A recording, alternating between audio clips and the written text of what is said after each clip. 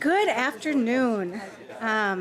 Everybody take your seats. We're going to get started. We have a pretty full agenda, and we want to give our testifiers some time here. So I am calling the meeting to order for the Education Policy Committee, and there is a quorum present. And has anybody had a chance to look at the minutes? I see Representative Baker has. Do you have Madam Chair, I'd like to move the minutes from yesterday's meeting.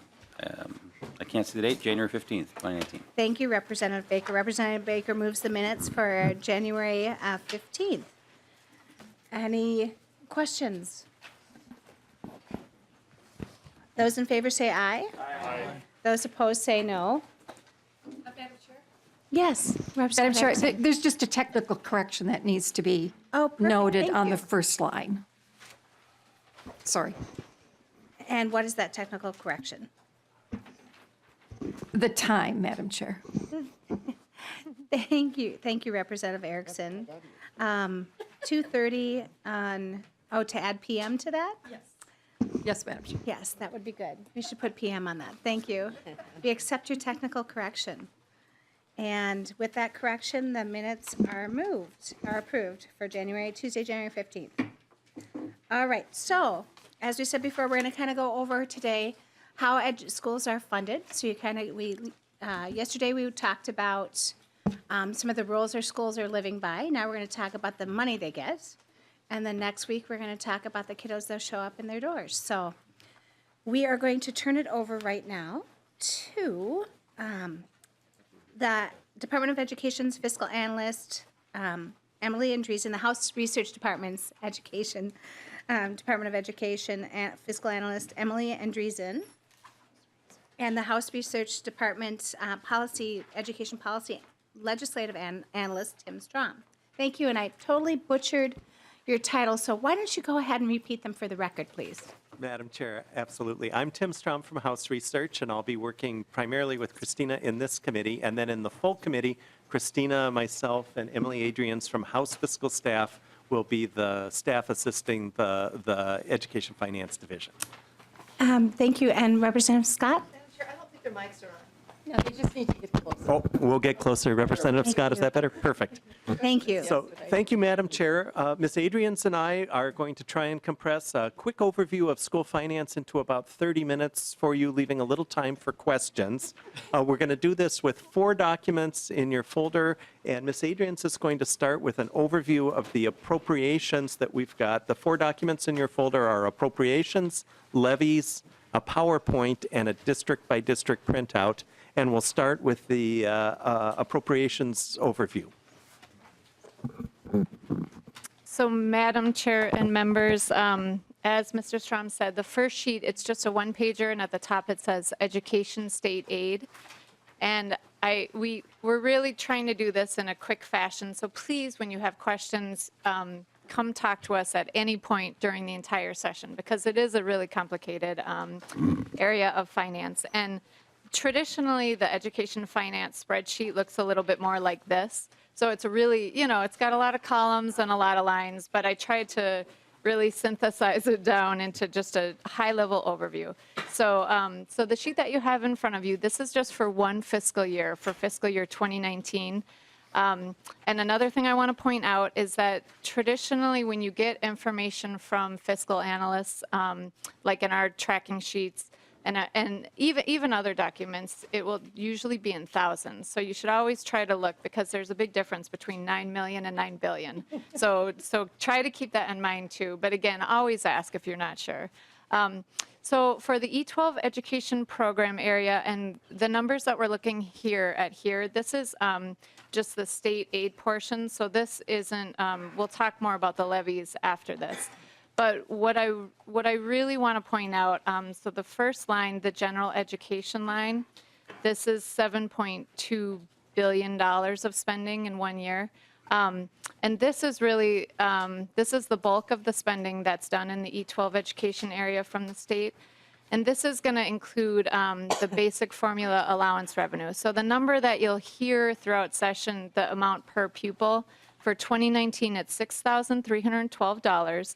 And so this is, that's built into this this number. And then it also is going to include other general education components.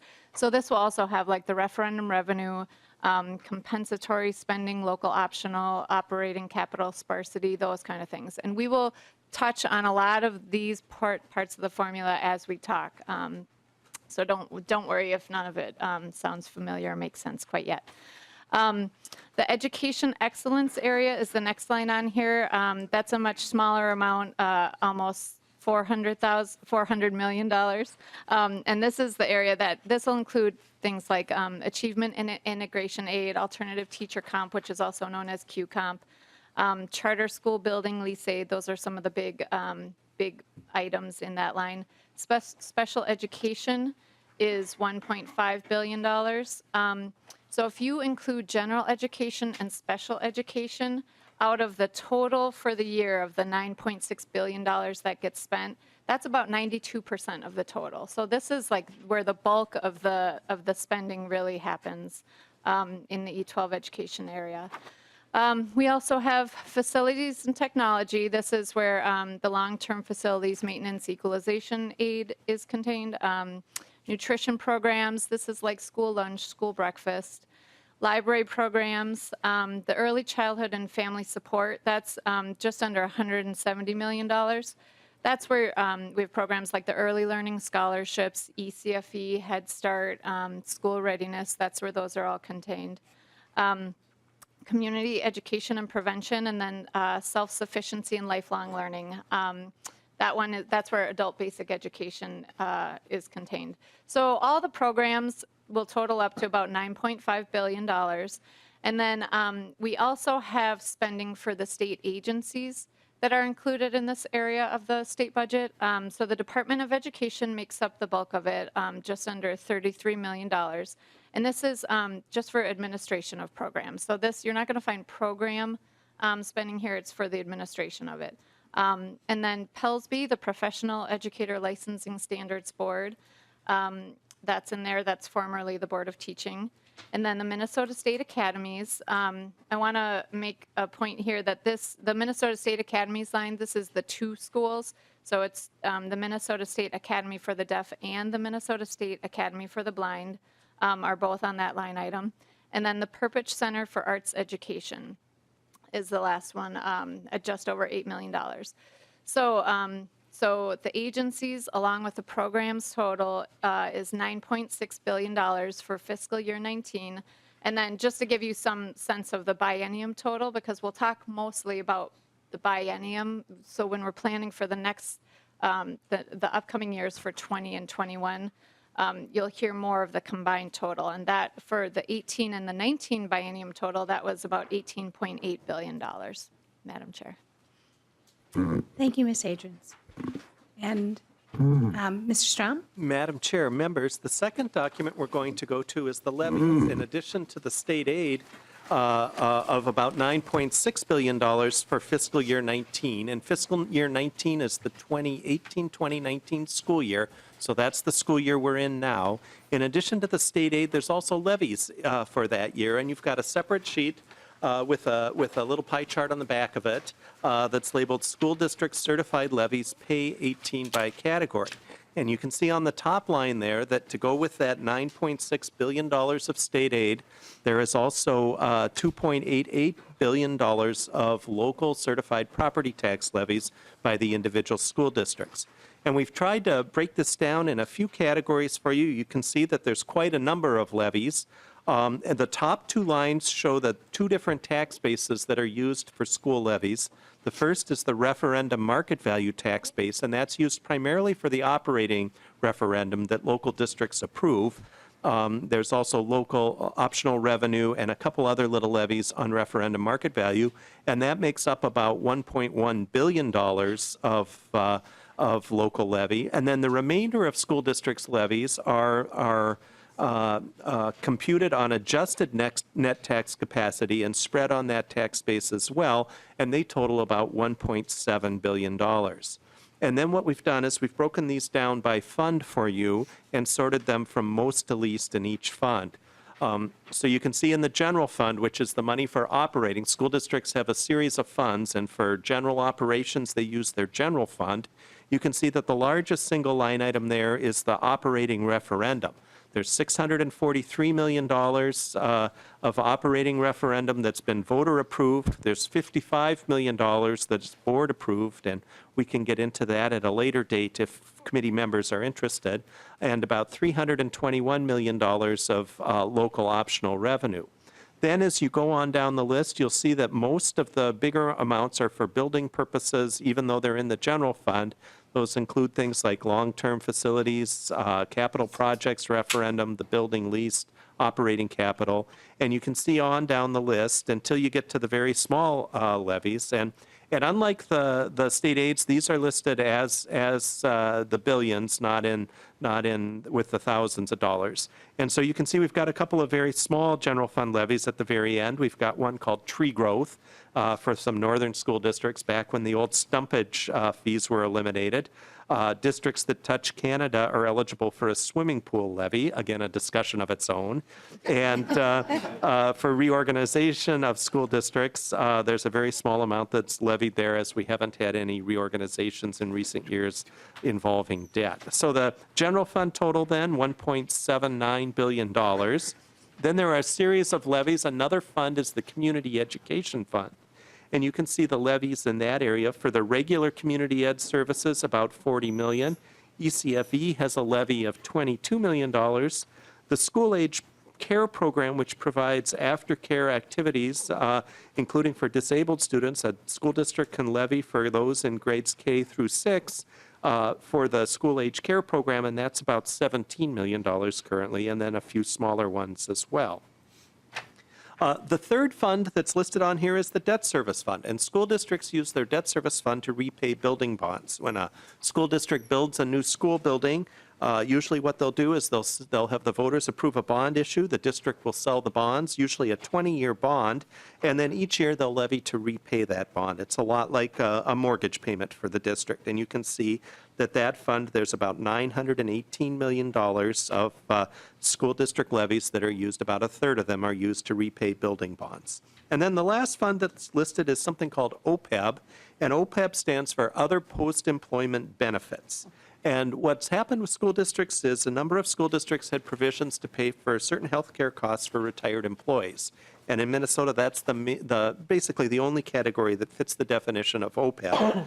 And districts are allowed to levy for certain of those costs. They're allowed, one group of districts in 2008 rather, was given the authority to sell bonds for OPEB, and you see those amounts listed here, the $91 million per year here. And then if you were to look back up about halfway through the general fund, there's something that says annual OPEB. And for all the other districts that didn't issue bonds for their OPEB costs, they can issue they can make an annual levy for the previous year's unreimbursed costs for health care for retired employees, and that's about $39 million. So very quickly, Madam Chair, this shows you how the $2.9 billion of levy is distributed among the 30 or so programs. The second column shows you the tax base that levy is spread on. The third column shows the number of districts exercising each of those levies. The fourth column talks about whether the levy is equalized or not, and then the last column shows whether an election is necessary or not. So, Madam Chair, that's a very quick overview of the $2.9 billion of school levies. Thank you, Mr. Strom. And maybe for those that aren't on Property Tax or Tax Committee, do you want to explain ANTC and RMV? Yes, Madam Chair, the school districts use two different tax bases. The first of those is called referendum market value. And in the PowerPoint, we're not going to spend any time on it because of our limitations on total time today. But referendum market value is essentially the assessed value of all the property in the state, except that ag lands and seasonal rec is excluded from that. And that's the tax base that an operating referendum is spread upon, and there's no class rates in that, so business property pays the same dollar-for-dollar value as homestead property does. But for an operating referendum, the school district's essentially using that tax base. That means in the rural areas with the ag land excluded, that many of the rural districts are quite property poor for purposes of the operating referendum. Net tax capacity is the tax base after the class rates are applied, and the class rates vary by property type. Homesteads have a class rate of 1%, ag land of a little under 0.5 for most ag land. The business property is generally at 2%. So those class rates change the ratios of the portion that's paid by each type of property. And on a net tax capacity basis, if we order districts from most tax base per pupil to lease, it's generally the farm and cabin districts that are at the very top of the list. Districts with large amounts of commercial industrial property next, and then districts that are primarily residential tend to be some of the lowest tax-based districts on net tax capacity. And remember, always in the school world, our denominator when we talk about property wealth is pupil units. So if you're a growing district and have a ton of kids, you're likely to have lower per pupil tax base than if you're a district that's losing kids and slowly declining in enrollment. Thank you, Mr. Strom.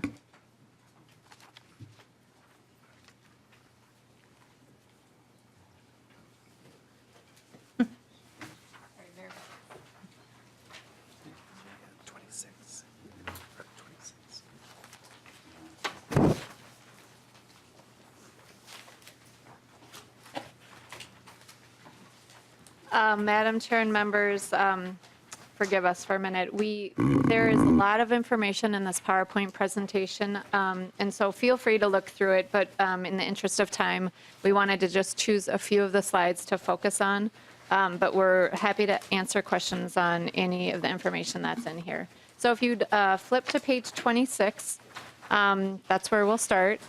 And this is, again, just to kind of give a general overview and a sense of where, so this slide talks about where the money comes from. Excuse me, Ms. Andreessen? Sure. And could you first pronounce your last name again for me? Sure, Madam Chair, it's Adrian's. Miss Adrian's, could Similar you tell to us? Adrian. Thank you. Coming in. The PowerPoint, it's the pages, the handout itself has page numbers on the bottom. So for those of you following along or not, like me, it's page 9. Thank you. Oh, my apologies. No Thank you, worries. Thank you, Madam Chair. Anyway, it is.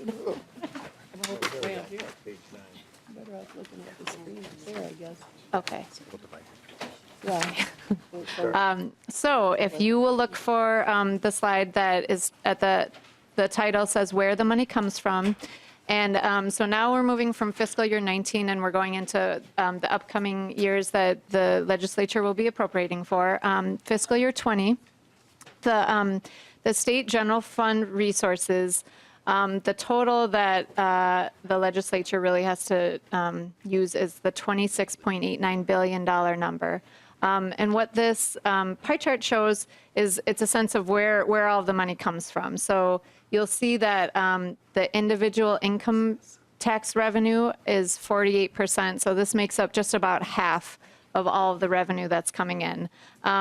We have a fund balance transfer in, that's 12%. That's another big chunk of it. And then the sales tax revenue of 22%. So these are kind of the big ones.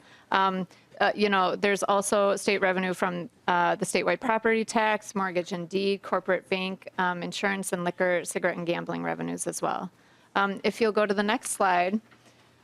So this is where the money goes. And we'll talk about base budget spending. So the legislature has the prerogative to change any spending that's coming up, but we start from a base, we have a base budget set for 2020.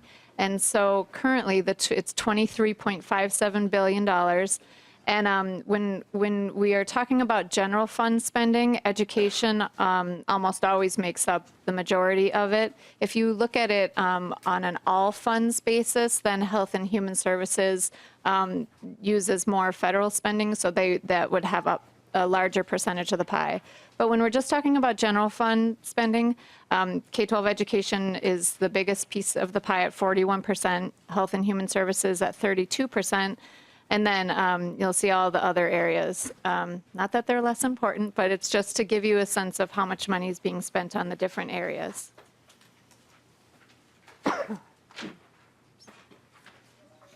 And then we're going to skip ahead a few more slides. Madam Chair, members, we'll skip just to the enrollment section and cut this down just a little bit for you. Two slides we wanted to show you on enrollment. The first shows since 1960, the top line shows the students enrolled in Minnesota schools. And the reason we're doing this is nearly all of the funding in our funding formulas depends on the students that are served by the school districts. And you can see in 1960, 671,000 students were enrolled in our public school system. 158,000 were enrolled, or a little less than 158,000 were enrolled in the non-public system. As the baby boom happened in that 10-year time, you can see in about 1970, Minnesota reached the maximum enrollment it was ever at, which was 921,957 pupils in the public system. And you can see that declining over time. 1984 was the low point at the recent low point of 695,000 students. And then you can see in 1991, the dashed line starts, and the dashed line signifies the charter school enrollment on top of the school district enrollment. So if you follow across on the chart on the dotted line, that shows the total enrollment in the public system in districts and charters. And you can see how that's changed since 2000, basically, as you go across. You can see that it's growing for both charters and for the school districts, so that in fiscal year 18, we've got 870,000 students in the public school system, of which 814,000 are in the district system.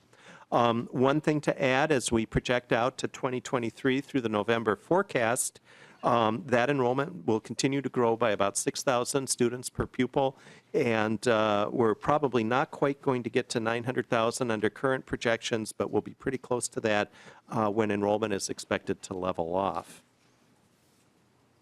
The next chart we just want to spend 30 seconds on, and that shows the change in enrollment over time from 2003 by some groups of that might be of interest to this committee. The top line shows the free and reduced lunch count, going from an average of 27.4% of the students to 37.7% in that 15-year period.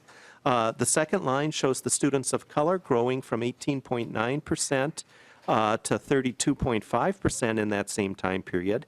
The third line shows the special education pupil count, and as a percentage, you can see that hasn't changed very much over the 15 years, even though the costs have grown pretty substantially. And that's in large part because the kinds of disabilities that students are facing are different than what they were 15 years ago. And for many of the students with significant needs, their costs have grown pretty dramatically. So the change in enrollment there on special ed isn't really telling us the story about the change in special ed costs.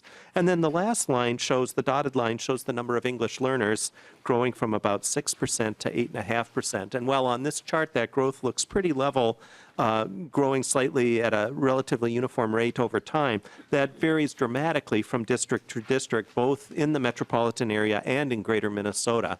And we'd be glad to speak at length about that at a different time if you like. Sure. Two other really quick things on enrollment.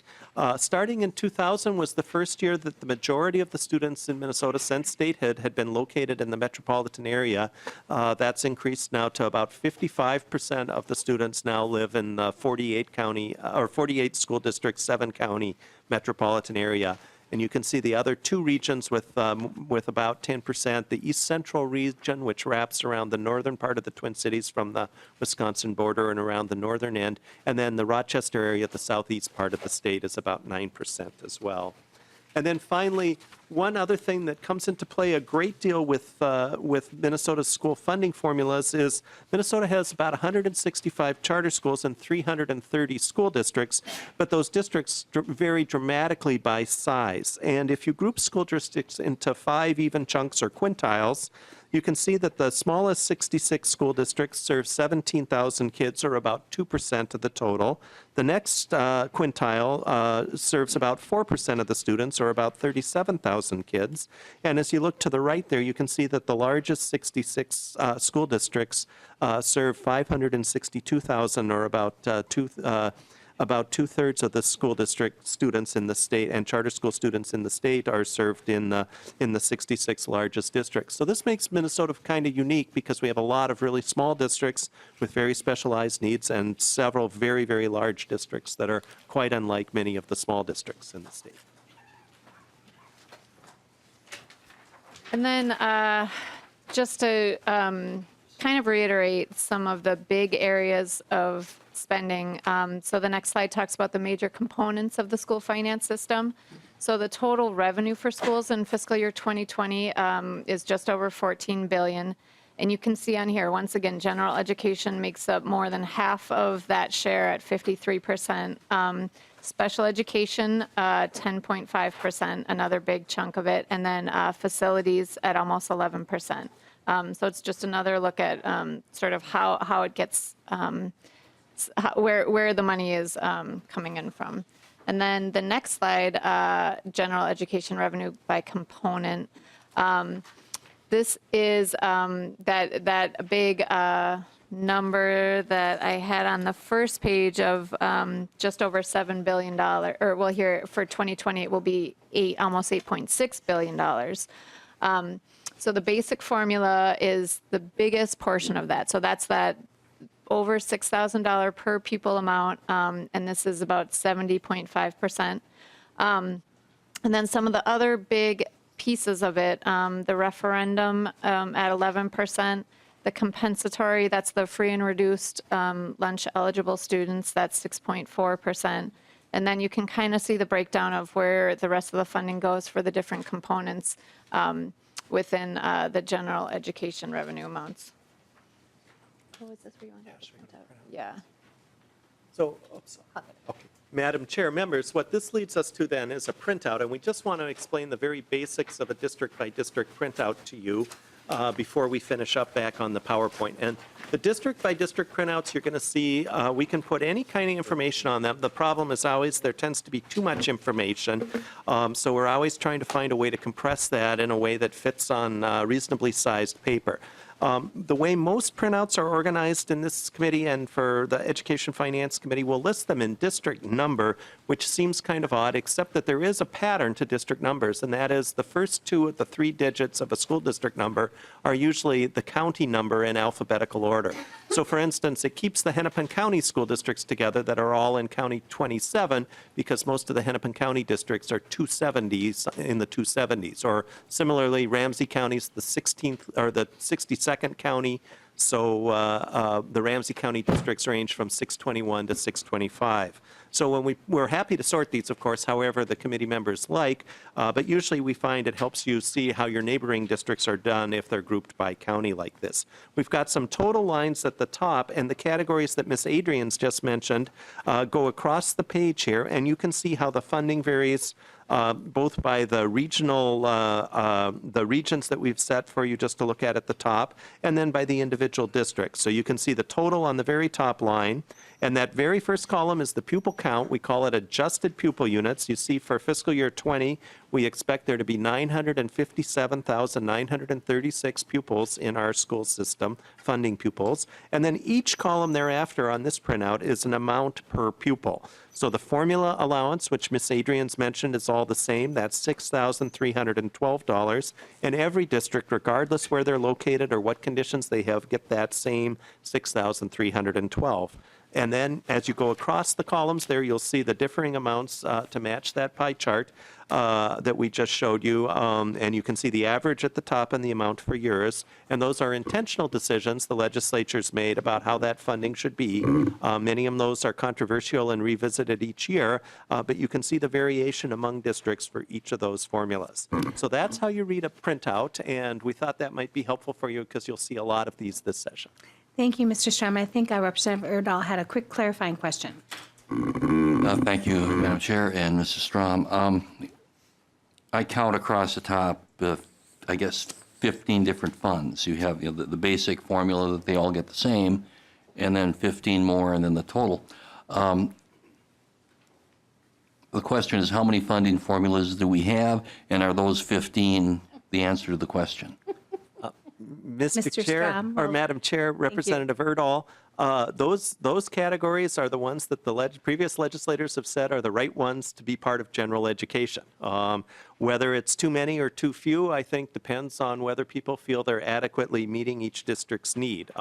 One alternative, certainly you could combine all of those amounts in one number. If you looked at the very upper right-hand number, you'd see each district, if you just gave that amount of money out on a per pupil basis, would get $8,956.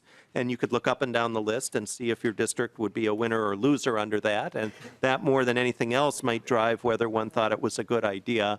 But I think in all seriousness, I think each of these components, the legislature said, that's something special that's particular to a district and something we should adjust for. And the two of them that have the biggest impact right in the middle of the page on a per pupil basis, if you look at operating sparsity revenue, you can see the state average is only $29 per pupil there because it only applies to the very small districts in the state. But as you look up and down the list, of those small districts, right on the first page, there are a couple of districts that get more than $1,000, one that gets more than $2,000 per pupil in operating sparsity revenue. And the districts would argue because they're geographically isolated, that's a good thing for the legislature to accommodate.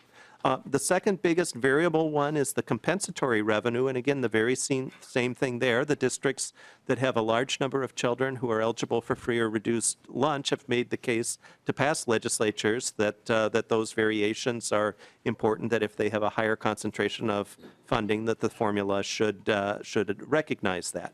And then if you go to the third largest variation is in the referendum column, 5 from the end, that's the voter approved amounts. You can see the state average there is $984, and as you look up and down the list, you can see some districts are more than double that amount, and others are just at the bare minimum that's the board approved $300 per pupil. So really, I mean, I don't mean to be glib about it, but they are categories that the legislature has looked at and says this is deserving of having a special funding formula for, or some like the column called gifted and talented. That's the same $13 per pupil all the way up and down the list, but instead of adding that to the formula, those advocates for that program said that that really should be a standalone component. Thank you, Mr. Strom. And I think, Representative Erdahl, I'm going to hold your follow-up question. I know Representative Gruenhagen had a question. I already have you on the list. I know you have a little bit of your presentation left before we open it up to questions, so I'm going to let you continue. Thank you. Madam Chair, Ms. Adrians will finish up then, and then just for the committee's knowledge, we're happy to answer individual questions or sit down with groups of legislators, however folks would like to do it, to work more on each of these school funding issues.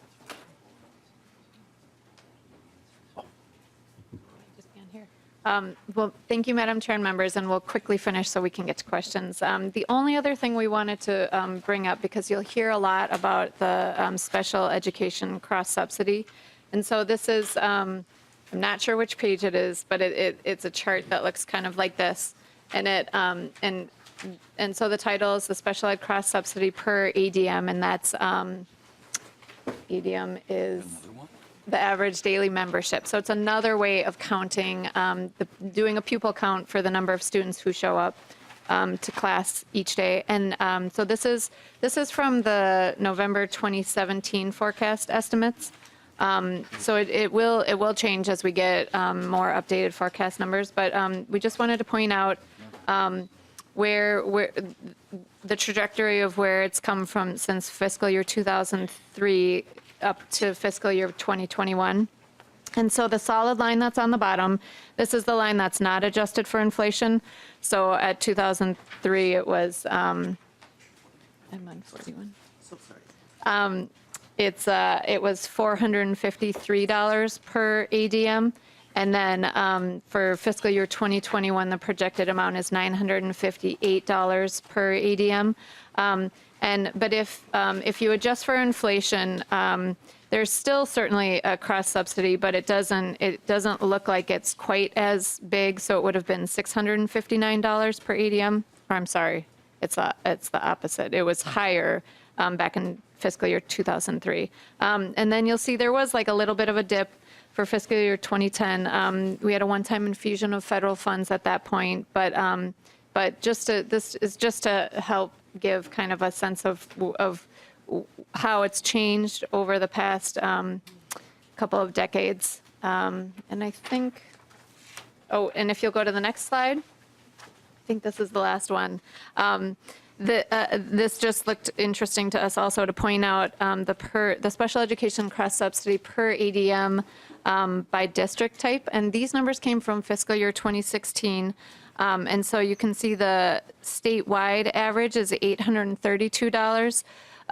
But if you look at Minneapolis and St. Paul, it's $1,334 per ADM. So that's the highest.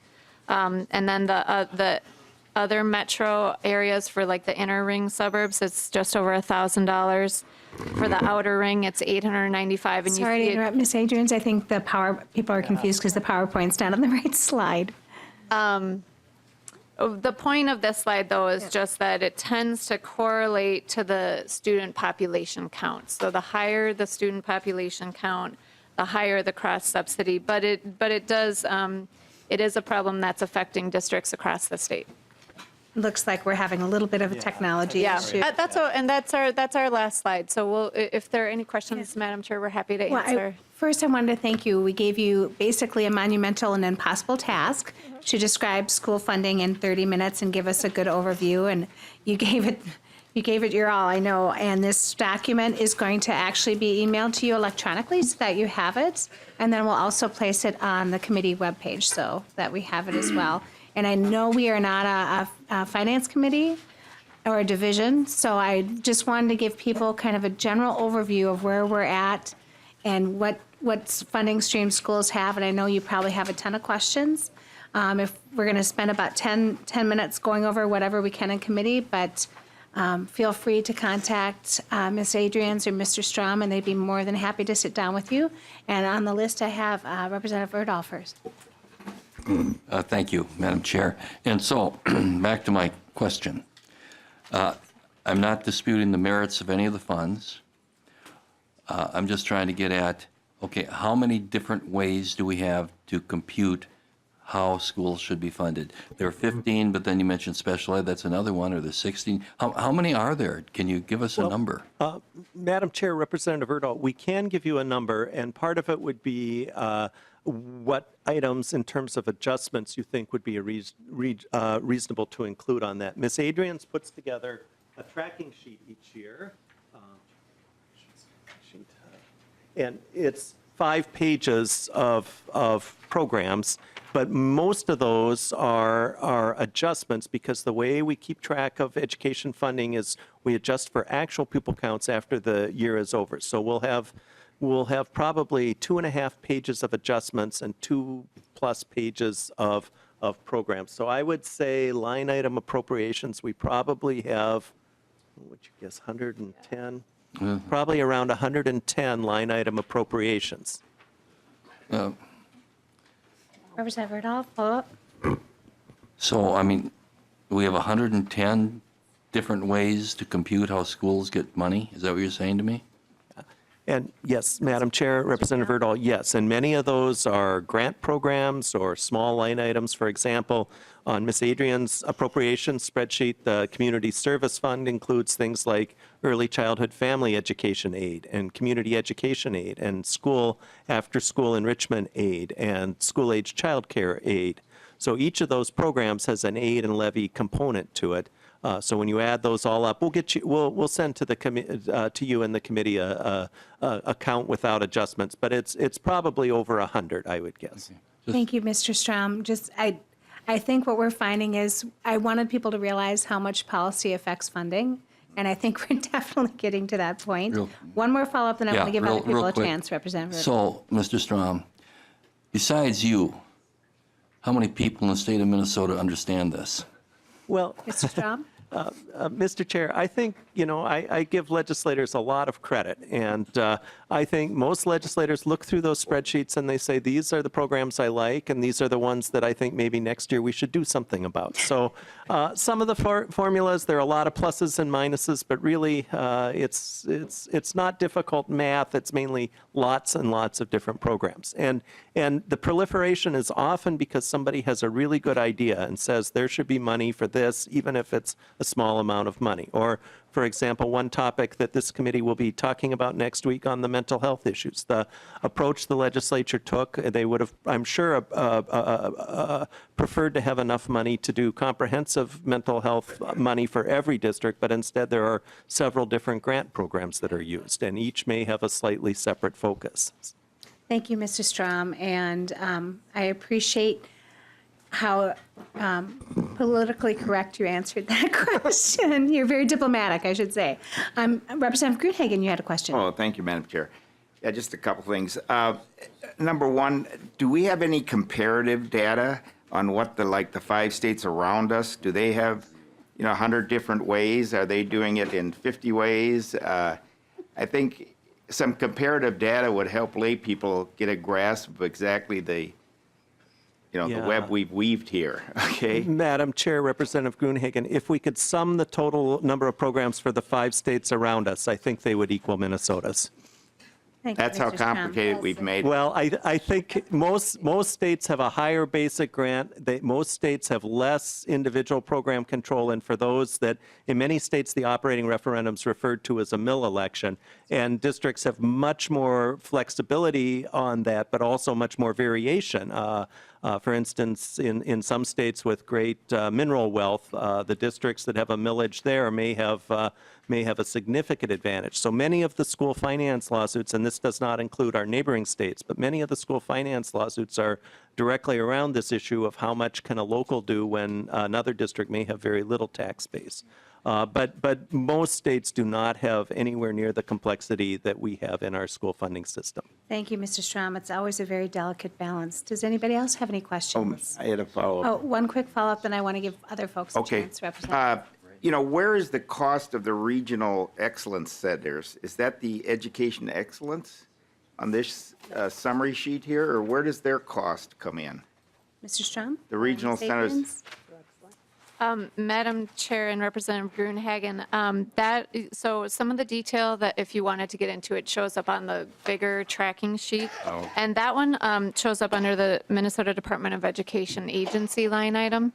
And so the regional centers for excellence, they are budgeted at $1 million per fiscal year. I think Representative Bierman had a question. Thank you, Madam Chair. Mr. Strom, would you comment on how inflation is factored into these numbers, please? Mr. Strom? Madam Chair, Representative Bierman, in Minnesota, the formula, the basic formula allowance is not linked to inflation, and nearly all of the other programs do not have an inflationary element in them. The 2 parts of the formula of any size that have, or 3 parts that have inflation, one of those is the special ed formula, which has a growth rate in it. It's complicated by a few factors, but essentially there's a 4.6% growth factor in the special education formula. So that's a big one and one of the few that's tied to inflation with a set number for inflation. But on the general ed side, the basic formula allowance is set for a 2-year period by the legislature and remains flat for future years under the way it's been as long as I've been around. It has not been linked to either a percentage increase in statute or something like the CPI. So just Representative Bierman? a follow-up, please.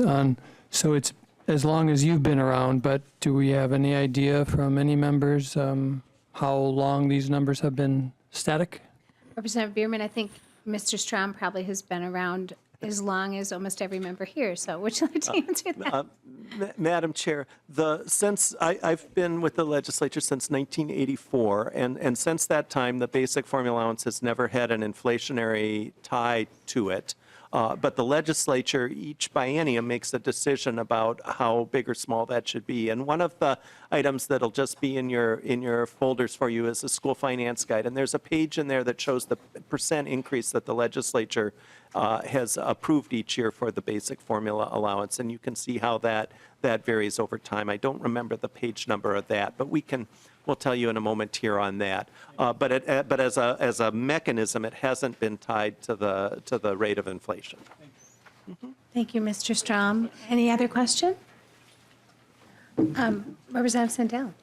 Thank you, Madam Chair. Mr. Strom, I don't want this question to seem prejudicial. It's only out of curiosity. I wonder if the average total per pupil costs in the charter districts is higher than the other public districts. Mr. Strom? Madam Chair, Representative Sandell, that's a really good question. The charter schools in Minnesota are very bimodally split, and there's two reasons for that. One of which is charter schools often serve a specific level of grade. Some often serve only high school kids, others serve only elementary kids. As I said at the beginning, our school funding system is based on our pupil counts, and they're weighted by grade level, with the secondary kids weighted 20% more. So many of the, if you do, and we're happy to send this committee a list of total spending by school district and charter school, or total revenue, either way. And you can see that the charter schools will predominate at both the top and the bottom of that list, in part because the all secondary schools are getting that 20% extra. The all elementary are only at 1. And then the second thing in Minnesota, the charter schools tend to be very split. There tend to be a number that serve, pardon me, that serve primarily low-income children. They may be 95% low-income, so that compensatory revenue is going to be quite large for them. And there are others that serve very few, well below the state average in students who qualify for free or reduced lunch. So out of the, I'll send a printout down because it's interesting, but out of the 165 charter schools, you'll see 20 at the top of the list and 20 at the bottom, and maybe even more at both ends. They're very bimodally distributed. Thank you, Mr. Strom. And not seeing any other questions, I think we'd like to once again thank you again, Mr. Strom and Ms. Adrians, for your quick overview. And like I said before, the documents will be emailed to you and then also on the committee website. And I think with that, we are going to have you clear the way for our little speed dating segments. And Mr. Benjamin is going to help facilitate this. And the first person, what I would ask of the stakeholders is kind of keep an eye on a list that was put out on the table. And if, as you see your name coming up, think about being on deck and being down there so we can quickly turn this around. I'm going to start out. First, we have the Minnesota Schools Counselors, then we'll have AMSD, and then we'll have MSBA. I know, and there's 3 more that had asked to go up front, because I know you also have a committee hearing going on in the Senate as well that you need to be at. So I'm going to have each group come up, give your organization's name, your title, and maybe any issue area you're going to be working with us on this year. So, Mr. Tilbury, would you like to go first? Yes, I'd love to. Thank you, Madam Chair, for giving me the opportunity to testify today. My name is Tom Tilbury, and I'm here on behalf of the Minnesota School Counselors Association.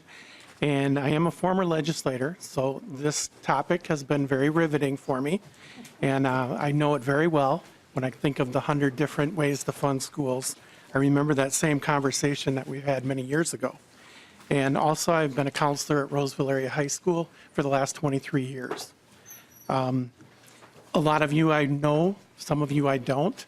However, I have spent a lot of time with the counseling aspect.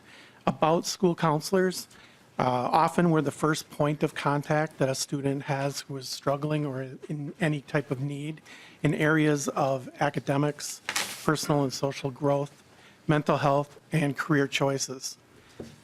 We also work in collaboration with other student support staff, school social workers, nurses, psychologists, and chemical dependence counselors.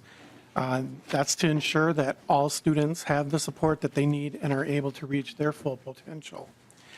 Research has shown dramatic benefits when students have access to adequate support staff, including decreased disciplinary and suspension rates, increased attendance and graduation rates, increased math and reading proficiency, and increased post-secondary enrollment and career readiness. And also, I'll add school safety. We play a critical role in solving our state's persistent achievement gap and also truly keeping schools safe. And I like to say that because relationships is really where it's at. You can have lots of metal detectors and things and protective devices, but what it really comes down to is the relationship that a student might have with a staff member. And it begins there, and everything else is just kind of gravy on top of that. The average school counselor, however, some of the difficulties that we have. The caseload in Minnesota is about 750 students, about 3 times higher than the levels recommended by the American Schools Counselors Association.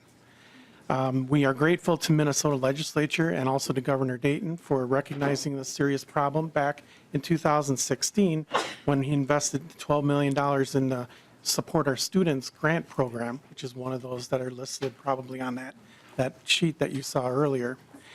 This groundbreaking program allowed school districts to apply for matching funds for a 6-year grant to hire student support staff, including but not limited to school counselors. The program was an overwhelming success. 77 new staff positions were hired across the state, 40 of which were licensed school counselors. The distribution of new positions was almost evenly split between districts in greater Minnesota and the metro area. Dozens of schools also applied and were not able to receive a grant due to limited funds. Also, depending on when that grant came out, it was in August of that year, and a lot of schools already had their budgets solved. And so a lot of schools weren't able to tap into those dollars. And I got 2 items, and then I'll move right along. Okay, thank you, Mr. Tilbury. Unfortunately, we're still near the bottom of the state rankings. So students' access to school counselors in our state will be spending less than half of the national average on overall student support services. We do look forward to working with you. I know I've worked with a lot of you and appreciate it. And wish me luck as I go over to the Senate, and I can always say I've been house trained. As we do very much appreciate that, Ms. Tilbury. Bill, for any questions. Thank you. Mr. Grunquist, and then on deck is MSBA and MREA. Thank you, Madam Chair and members. My name is Scott Grunquist with the Association of Metropolitan School Districts, or AMSD. AMSD represents 41 traditional school districts, 5 intermediate or cooperative districts, and 2 integration districts. Collectively, those districts enroll over 1/2 of the state's public school students. And so this session, Madam Chair, members, we look forward to working with you to make sure that all of our students, regardless of race, regardless of economics, social economics background, zip code, you name it, all of our students need to have the opportunities they need to succeed. A couple of the policy issues, and I'll stick to policy that we'll hope to work with you on. And as you know, many issues are both policy and funding. But we really want to look at increasing teachers of color and American Indian teachers. And there's a broad coalition. There's pretty extensive research that shows that this could really help reduce opportunity gaps and education gaps, achievement gaps. And so we look forward to working with you on that. And we would also ask you to be very mindful in terms of new mandates. In fact, we'd like to see some reduced if possible. One of the biggest things we hear from whether it's teachers or administrators is just the burdensome paperwork requirements that our schools are facing.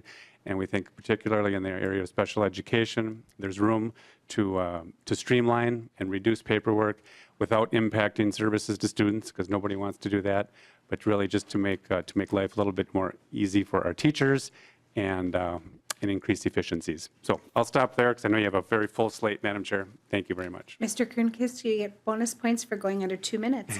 Minnesota School Board Association with MREA on deck and then Education Evolving. Thank you, Madam Chairman and members. My name is Grace Kelleher, and I represent the Minnesota School Boards Association. We represent every school district in the state of Minnesota, specifically all their elected school board members. I gave you 2 documents, and you'll find the colorful folder in there. One which talks about what we do as a service to our members. Many of the organizations you'll see here today work specifically on lobbying issues. MSBA has over 20 employees. A lot of our employees facilitate school districts with questions, election issues going forward. And this is a very nice piece to look at to get the idea about who MSBA is. And next year, Madam Chair, we will be 100 years old. So we've been around for a little bit, too. On the other side of your folder, you will see a sheet like this. We tried to be a little bit creative. In the top side there is our policy points. The back side is our funding, so stay on the front of the page there. One of the things we want to speak about this year is school board vacancies. They're happening a lot. I heard of one even this morning where a school board member has been taken, is slowly going to to die from cancer. And normally, he would leave the board and have that go forward and have the school board appoint an interim person. But the law changed last year, and it would require the school district to run a special election. Now, there are large costs associated, anywhere from $4,000 to $60,000 to run a standalone election for a school board member. We're asking to have that taken back. So if you're under or over 2 years of service, the school board can then appoint. The other thing we found when we really looked at this is some of those special elections, there was 1% of the population showing up. So we really don't think it's transparent to the voters or fair to the school district going on, and it's clear that it does run through board members' heads. Special education, Mr. Kuhnquist alluded to it. We would really like to see some progress being made going forward on this. We've worked on it through the summer, and we feel strongly that there are 10 pieces we can change that would not impact special education students, but would impact special education teachers by giving them less paperwork. And we hope not only could they spend more time on task, but eventually that'll reach the special education students and having more time with kids instead of with paper. Teacher shortage, once again, Scott and I, we got together and said that's really important. This is critical this year, folks, and we really need to see it happen. We're very supportive of teachers of color issue. And last but not least, you'll hear us talk about local control. We'd like to see the ability to renew a referendum. We'd like to reduce some mandates, and we need to provide some flexibility for local school boards going forward. Thank you, Ms. Kelleher. And now next is MREA and then Education Evolving and Education Minnesota after that. Thank you, Madam Chair and committee. Got a handout there in your folder if you want to pull that out. I'm Fred Nolan, the Executive Director of Minnesota Rural Education Association in my 8th year after 36 years as teacher, principal, and superintendent in Greater Minnesota. MREA has on its board teachers, administrators, community members, and school board members, and we all take our role hats off and say, how can we do the best for students and greater education in Greater Minnesota? We also put our learners first to think about all of our collective future. So we take a longer view of some of these issues. How is that graduate going to actually function in society and move forward, and how does education get them ready? We serve 231 Greater Minnesota school districts and 30 cooperatives. Cooperatives are voluntary associations of districts that get together to do specialized work, and together they're educating 245,000 students. Mr. Kronquist is correct that over half the students educated are in the Twin Cities, but 245,000 is a significant number in Greater Minnesota. If you look over to the right, you see the policy issues that we're interested in. Career and college readiness is a big deal for our members. Our young people go to 4-year colleges, 2-year colleges, into apprenticeships, they go into certification programs. And so how do we provide a secondary education broad enough and yet rigorous enough for all these career paths and have student choice? Which gets us to the next bullet, the Minnesota Academic Standards. We think this policy committee, for the first time in 15 years, should have a conversation about what do standards mean at the secondary level. The last time the policy committee had it was in 2003, when the state walked away from the profiles of learning to take on the Minnesota Academic Standards, which basically have said if there's a standard and benchmark, every student all across the state has to learn that specific knowledge. We think we need to have a conversation about that. And unfortunately or fortunately, I raised that issue in the science agency process where they asked for comments on the science standards. And now many of you have gotten a letter from MINSTA, the Minnesota Science Teachers Association, saying I'm opposed to science standards. That's not the case. This is a larger conversation about the meaning of standards. It happens that the science is one of the first standards out the door. They're in process right now. It's a perfect time, as these standards are being reviewed and changed, to have this conversation at this level. You see the other things on this list. Finally, at the bottom is limited, focused demands. That gets to Mr. Kronquist's issue about mandates. We know there's societal pressures to fix things, to do better, and we know you look at schools. We ask that when you do that, you're limited in number, you're focused on which students exactly you want to have this education, and they're implementable. Ask teachers and principals, how would this be implemented? That's what we ask of you. Thank you, Madam Chair. Thank you, Dr. Nolan. And now, Mr. Lars Esdahl, and then we have Education Minnesota on deck, then Minnesota Association of School Administrators. Great. Greetings, Madam Chair, members of the committee. Thanks for the opportunity to speak with you all today. My name is Lars Esdahl. I'm the Executive Director of Education Evolving. We're a nonprofit, nonpartisan policy organization. We work to advance student-centered learning for all students by supporting teachers that are designing and leading schools and by advocating for policy that's open to innovation. Our biggest priority in 2019 will be competency-based education legislation. Throughout 2017 and 2018, we spoke to over 50 educators, administrators, students, and organizational leaders about the policy barriers they face to doing student-centered learning models in their schools. A hallmark of many of their innovative models was reorienting their programs to focus on mastery of critical knowledge and skills that are aligned to state standards, rather than only passing time in seats and checking off courses. And we also heard from them, however, that it's important that statute explicitly authorize the sort of work they're doing and make it explicit that, that schools can certify standards and award credits based on demonstration of mastery, regardless of time in classroom instruction. In addition to speaking to Minnesota stakeholders, we've also spoken with several national organizations that are leading this work in other states around the country, including KnowledgeWorks, INACOL, and Excel in Ed. We are currently waiting for draft legislation back from the revisor's office, and once we have it, we are eager to meet with and discuss with all of you the specifics of the legislation. Finally, in addition to competency-based education, we are also going to be working with PELSB to advocate for standards of effective practice and unit and program approval that supports exposing new teachers to more student-centered practices in their teacher education programs. And along with many of the organizations here, we support the Coalition to Increase Teachers of Color and American Indian Teachers and the Solutions Not Suspensions Coalition. Thank you. Mr. Esdahl. Ms. Speck. Good afternoon, Madam Chair and committee. My name is Denise Speck. I'm president of Education Minnesota, the union of more than 80,000 educators in Minnesota schools and on our campuses. 2019 will be a crucial year for education, and I hope that everyone can start their conversations from places of agreement. For example, there is now consensus that increasing our students' access to mental health care providers is vital to making our schools safer and increasing equity.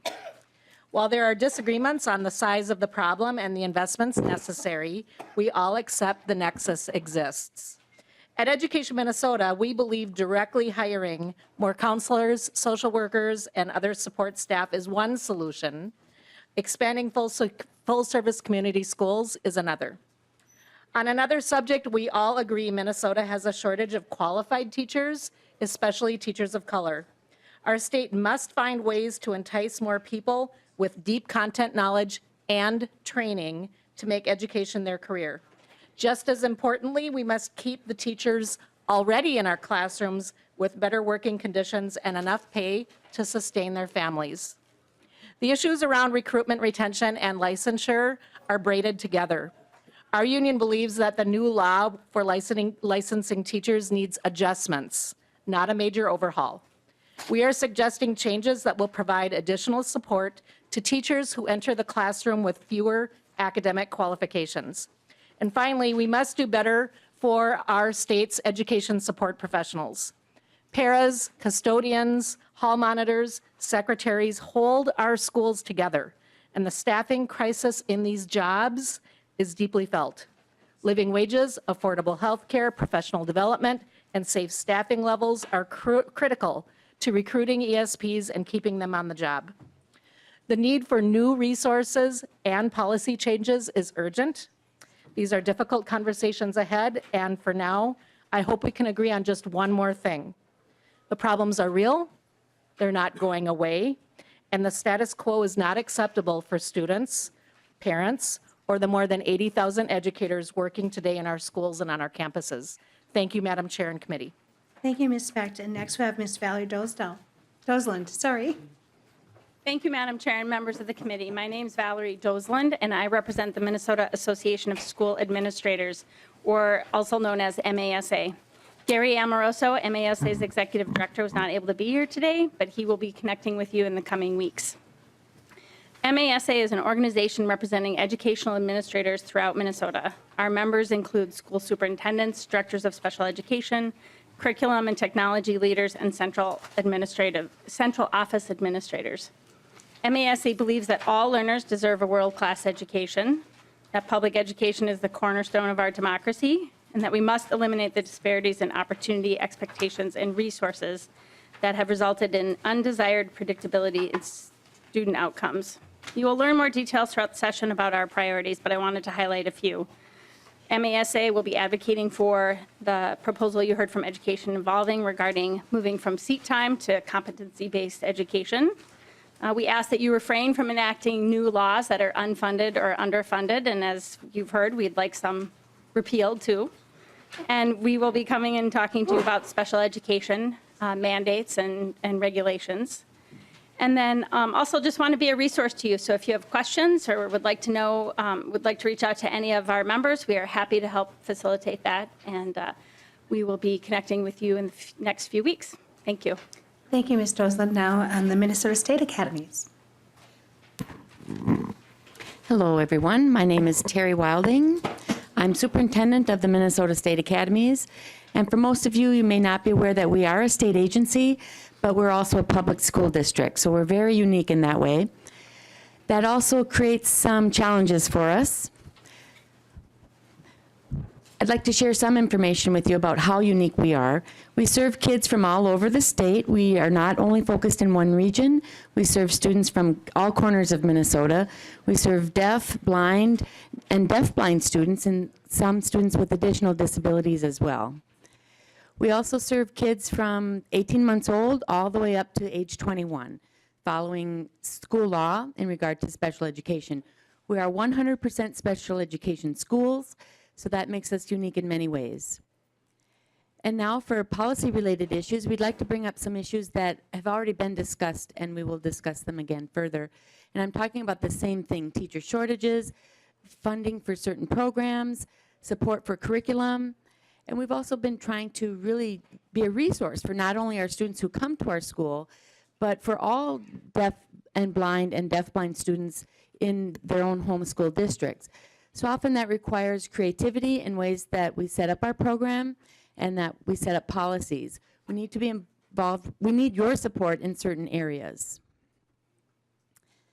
Secondly, when you develop different programs and policies, please try to remember us, because often we're stuck between no financial position. We're often not qualified for some funding because we're not a regular school district, we're a state agency. And then in other ways, we don't qualify for other state funding because we're a school and not a state agency. So we're looking for more opportunities. And when you develop new programs, please look at where we can fit into the system, because we don't have levy opportunities. We depend entirely on your support for any programs in our schools. And with that, I do want to extend an invitation to all of you to come visit our campuses if you're in our area. And I'd love to show you more about our programs. We serve the greatest need in Minnesota. We're a very low incidence school, so where disability needs, our deaf children and blind children are often misunderstood, and their needs are often misunderstood and underserved. So we're trying to improve that, and hopefully with your support, we can change that. Thank you. Thank you, Mr. Wilding. Now we have Minnesota Business Partnership, then On Deck Ed Allies, and then Coalition to Increase Teachers of Color and American Indian Teachers in Minnesota. And it's clear right now, members, that we probably will not get through this entire list, but what we'll do is we'll continue it on Wednesday, January 23rd, and I'll talk about that later. Mr. Bartholomew. Thank you, Madam Chair, members. My name is Jim Bartholomew with the Minnesota Business Partnership, and thank you for the opportunity to speak.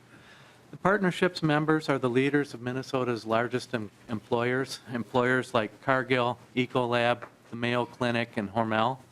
and together they employ 400,000 Minnesotans and 2 million people worldwide.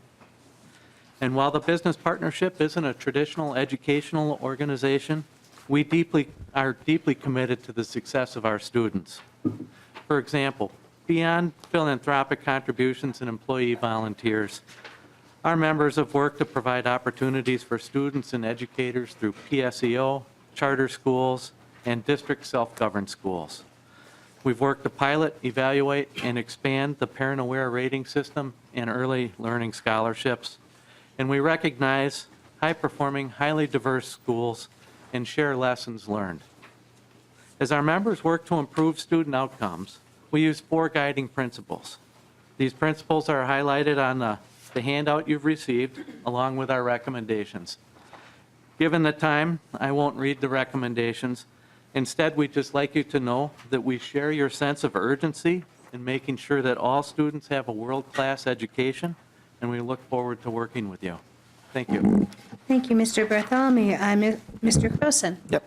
Thank you, Madam Chair. My name is Joshua Crossan, and I'm with Ed Allies, which is an education advocacy nonprofit that works on behalf of our most underserved students, namely our students of color, our Indigenous students, and our students with disabilities.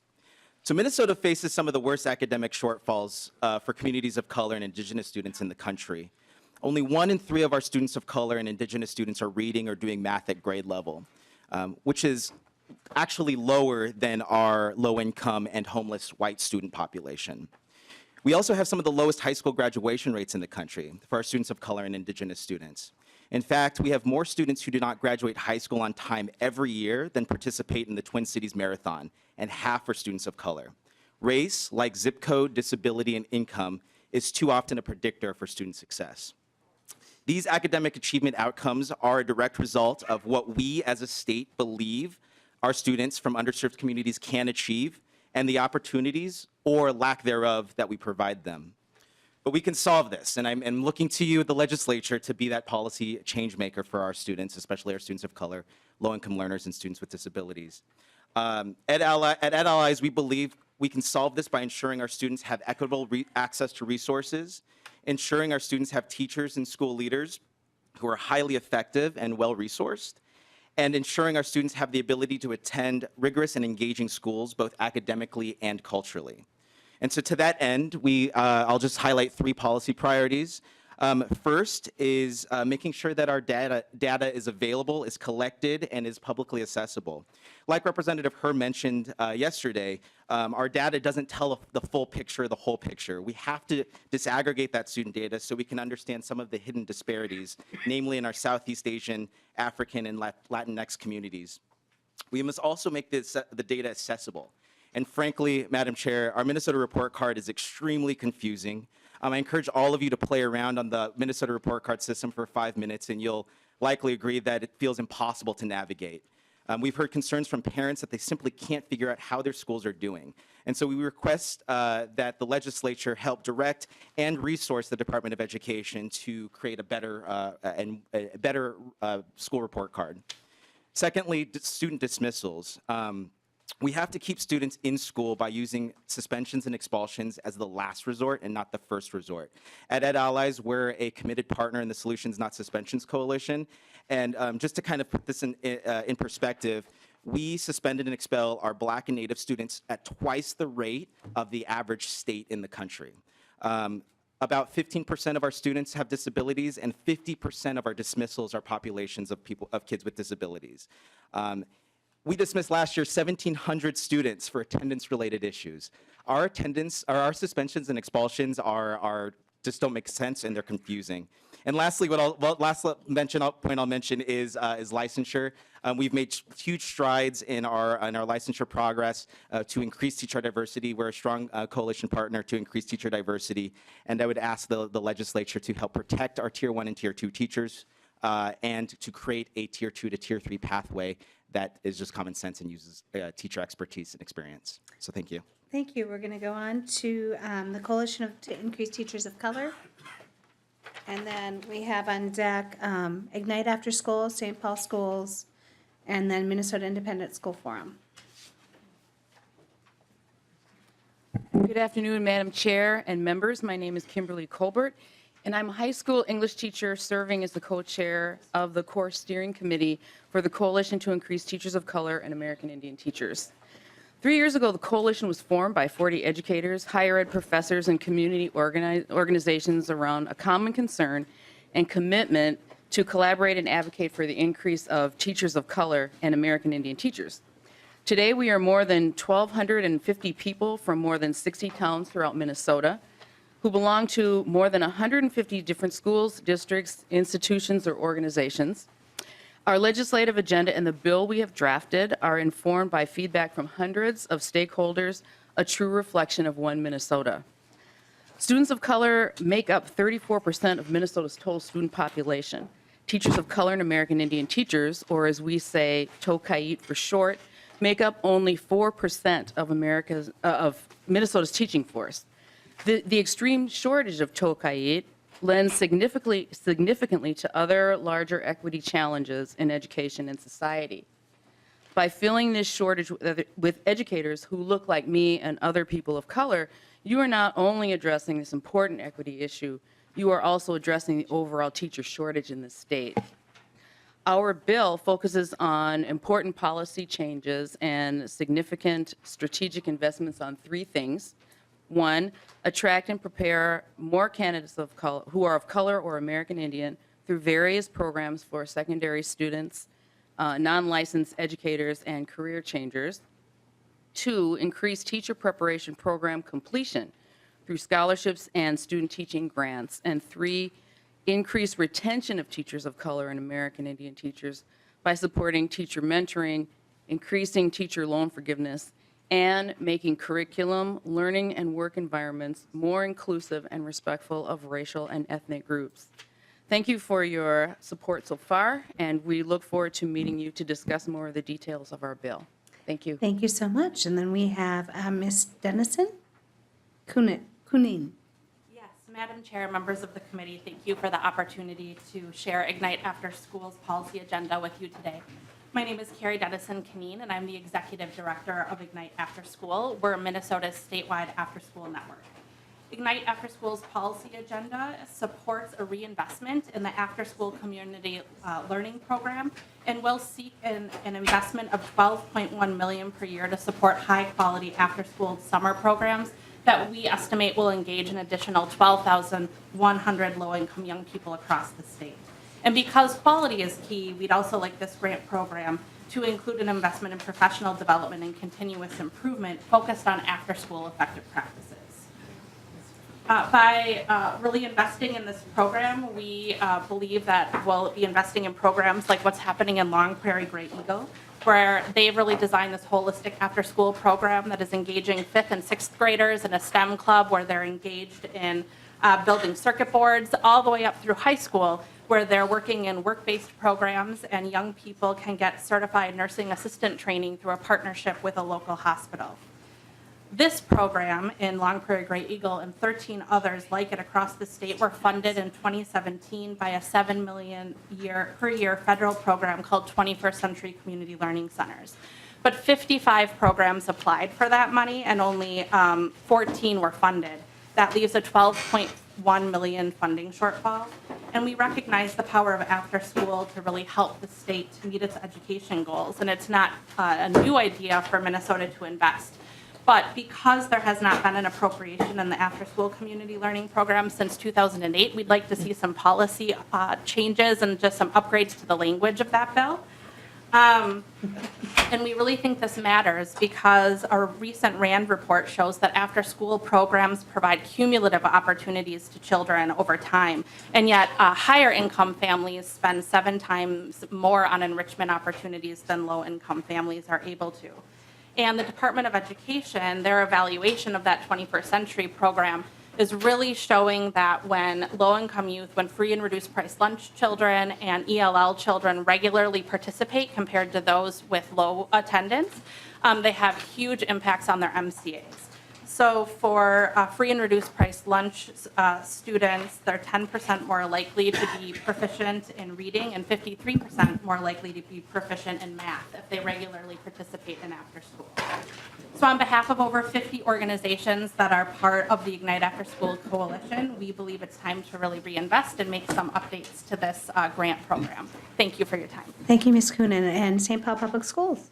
Thank you, Madam Chair and members of the committee. I'm Mary Gilbert Doherty, and I've had the pleasure of representing the St. Paul Public Schools since 1987. We have over 39,000 students, and we're probably the most diverse school district in the country, which has been a wonderful cultural experience for our city and our staff and our families. I'm going to just hit on a couple things that related to policy. I know that we're short of time. One would be that Scott didn't mention, and I think that's on our MSBA list as well, is to maximize the school trust fund land in a way that would provide more benefits to school, and we believe it can be done in a way that still protects water and the environment. That's under your jurisdiction of your committee. Another provision, as we look at extended time options, the department had a proposal a couple of years ago that didn't make it to the finish line that allowed districts to provide boost classes. So you could take a second scoop or a second hour of math or science or reading, whatever the student was struggling with, as part of the extended time revenue, and then an elective could be done at the end of the day, and that did not carry any cost. Like Scott, AMSD, we do hope that you will resist the urge to pass any unfunded mandates. Another would be to, when you have more time, to kind of take a look at testing to make sure that the testing works better for schools and for teachers and helps inform instruction. And finally, to add CLEP exams for state reimbursement for low-income kids like we do AP and IB. We had a grant for our teen pregnancy program, and they earned quite a few CLEP credits during that program, and unfortunately, because of the cost of the test, it makes it unavailable to that, and that's an existing revenue source as well. Thank you. And finally, we have many, many terrific schools that are within 5 minutes of the Capitol, and I thank all of you who've taken some time to come and visit our schools, and I can't wait to show the rest of you. So I would love to invite you to come and any school of your choice, and I'll even pick you up and drive you there if you want to come. Thank you. And I think we're going to have time for two more, and then we're going to move folks to the Wednesday 23rd, January 23rd agenda. Don't worry, but we've been kind of keeping track of the handouts, so we'll keep your handouts and move that so you don't have to waste more paper. So we've got the, I had Minnesota Independent School Forum up Right, first. Madam Chair, Tim Benz couldn't be here today, so I'm pinch hitting for him, but I'm happy to defer to my one of my other clients that is here today. as well. And that's Minnesota Association of Independent Schools. No, actually, it's, Marcus Pope with Youth Prize, and then I can follow up after. Sounds good. Mr. Pope? Yes, members, representatives, my name is Marcus Pope, and I'm the Vice President of Youth Prize. Founded in 2010 by the McKnight Foundation, our focus is really on leveling the playing field so that all young people have opportunities to be successful and to contribute to our community.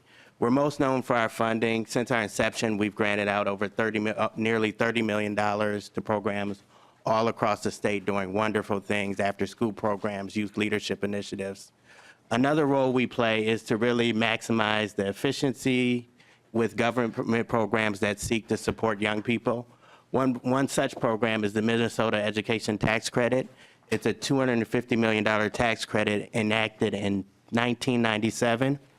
It is severely underutilized. Last year, I think about $12 million was utilized by low-income families.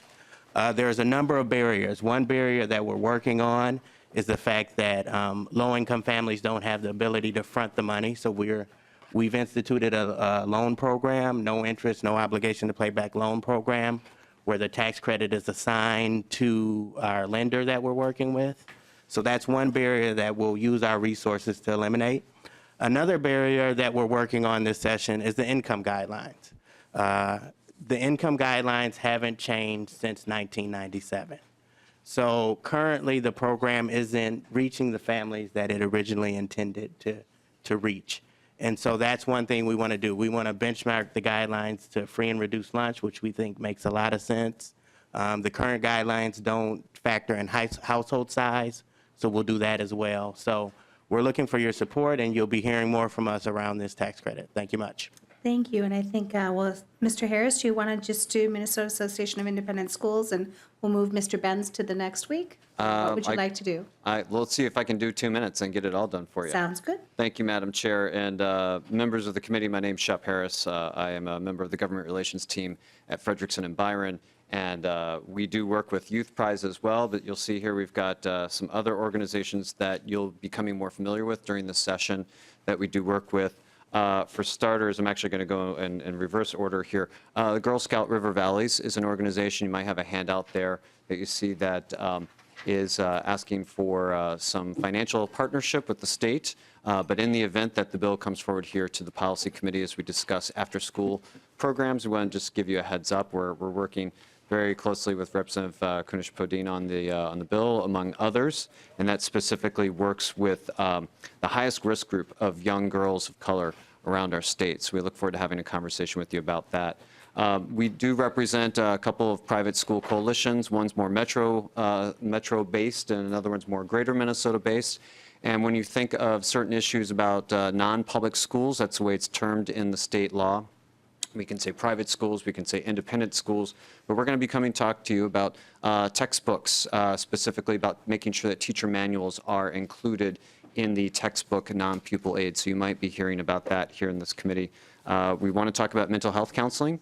Right now in state law, it is only private schools can be reimbursed for grades 7 through 12, but not for kids K through 6. So we want to talk to you about that as well. There'll be some telecom aid conversations, but also just as important, there's been a conversation about school safety, physical security. It's been, this past year was all about public schools. We would like to talk to you about the conversation about how that could possibly include private schools as well. So, Madam Chair and members, thank you very much for your time. Wow, 3 organizations in 2 minutes. That's pretty good.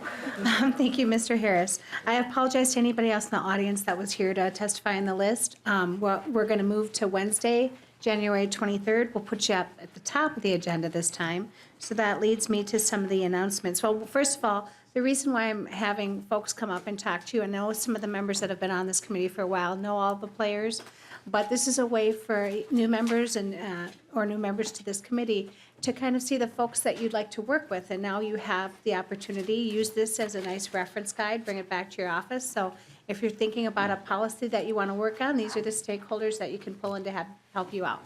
So we have next Tuesday, January 22nd, we're doing a joint hearing with the Education Finance Committee on mental health. And that will not be in this room. I repeat, it will not be here. We will be in Capitol Room 120, so the new House hearing room in the Capitol. We'll start at 2:30, and we have a great agenda laid out for you. And then on Wednesday, January 23rd, we're back here at 2:30, and we're going to be talking with the Search Institute, the Bar Institute, Bar Center. But before that, we'll have the remainder of our stakeholders come in, and anybody else that still wants to sign up to speak. So go ahead and contact Adrian Benjamin to get on that list if you're not on the list already. And with that, members, we will adjourn.